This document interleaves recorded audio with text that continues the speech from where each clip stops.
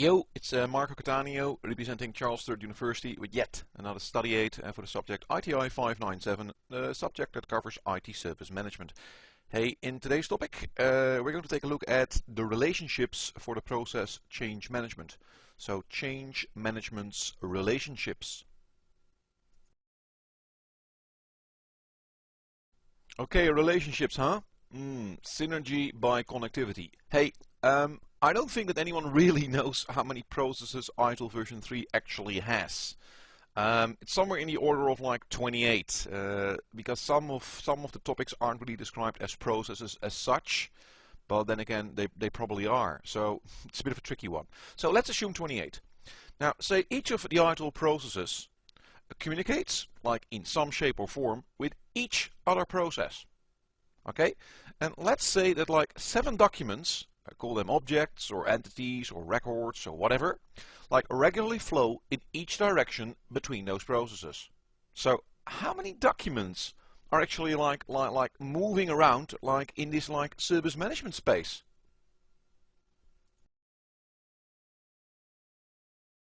Yeah, synergy by connectivity. Before we look at like 28 processes, let's look at 6 first. How many relationships, like communication relationships, do we actually have between these 6 boxes? Well, if we start to draw lines, you get like 6 plus 3 plus another 3 plus another 3. So you get like 15 like possible relationships, like communication relationships in like total. So 15. But as I mentioned before, like you've got like 7 documents like flowing in like each direction.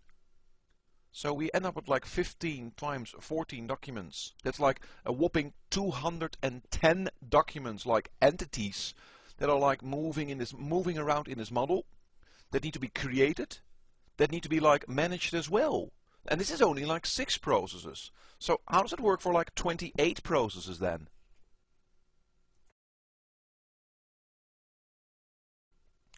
Yeah, synergy by connectivity still.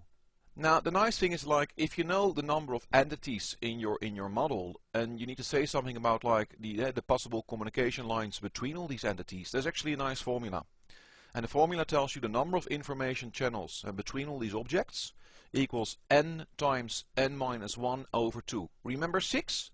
6 times 6 minus 1, that's like 6 times 5, that's 30, over 2 is 15. And we indeed had like 15 communication lines. Now, if you take like 28 processes, you get like 28 times 28 minus 1 over 2. Well, that's a whopping 378. But hey, we've got like 7 documents like flowing in each direction between all these processes. So we end up with like a whopping astronomical number of like 5,292 documents. That's a lot. I mean, that is really a lot. And if we talk about communication, and maybe even like daily communication, so we really need to actively select and manage our communication between all our processes. We need to understand like what communication is like most important in our environment. So we need to actively like plan, do, check, act, and perform quality assurance on all our information flows. So we select the information we need. We don't just create like 5,292 documents because we can. Because otherwise you'll get absolutely lost in like I call it data chaos space. Okay, like with no information whatsoever. Like data is traveling like all over the place, but no real information gets to the point where it needs to be.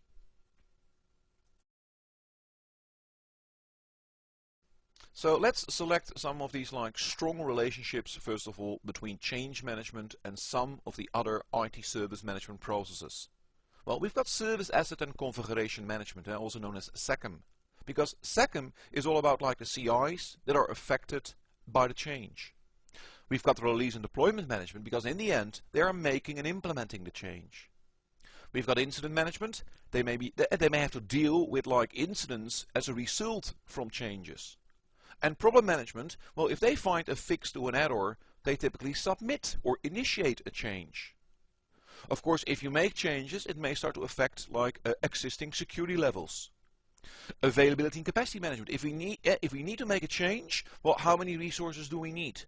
Capacity. That's capacity management. We've got service level management. If I make a change, will it or won't it affect existing service levels? And of course changes, they typically have like a price tag attached to them. So here you've got some like, well, some stronger, as some of the processes that have like strong relationships with change management in place. So once you've selected like the more important processes that, for example, change management needs to communicate with, then the next step is like to really like map out the inter-process communication with all these other processes. So what type of information, for example, flows between change management and release and deployment management, and how are we going to manage that? So here, for example, if you talk about like information flowing from change to release and deployment management, we're talking about like approved changes, time slots for implementation, requirements, for example, testing requirements, the contacts, the main stakeholders, updates and changes that may take place, work orders for the work that needs to be done, approvals, for example, test approvals. All that information is moving from change to release and deployment management. But there's also, of course, like information flowing back from release and deployment management towards change management. We're talking about, for example, the work performed, any updates to the schedule because some things may have like been delayed, test results, remediation plans that need to be like, for example, like ticked off by change management, requested changes. Sometimes a release, if it doesn't work properly, it may trigger more change. Updates, just informational updates, issues and concerns, incidents and problems while deploying.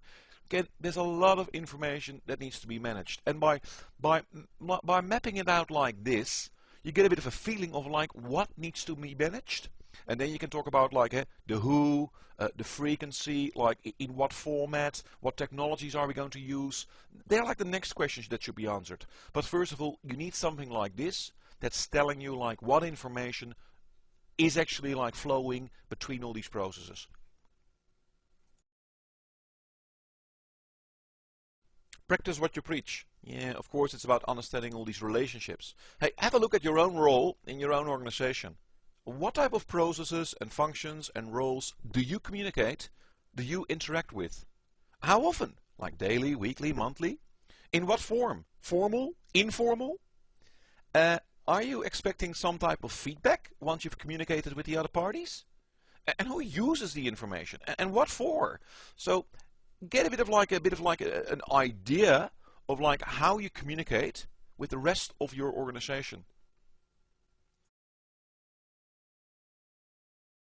Yeah, what's up, Doc? It's a simple question.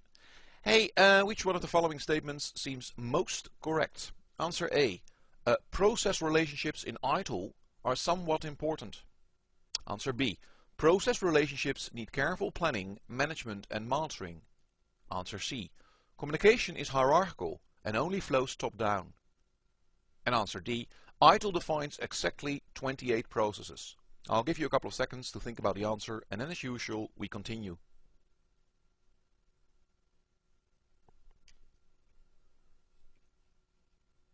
Yeah, it's probably easy, this one, isn't it? Of course, the answer is answer B. Process relationships, they need careful planning, they need careful management, and also like continuous monitoring. Okay, that's the most correct answer. What's in the next topic? In the next topic, we're going to define and explain the various types of change requests. Okay, we're still in the volume service transition. Hey, until then, live long and prosper. Nano, nano. And as always, I'll be back.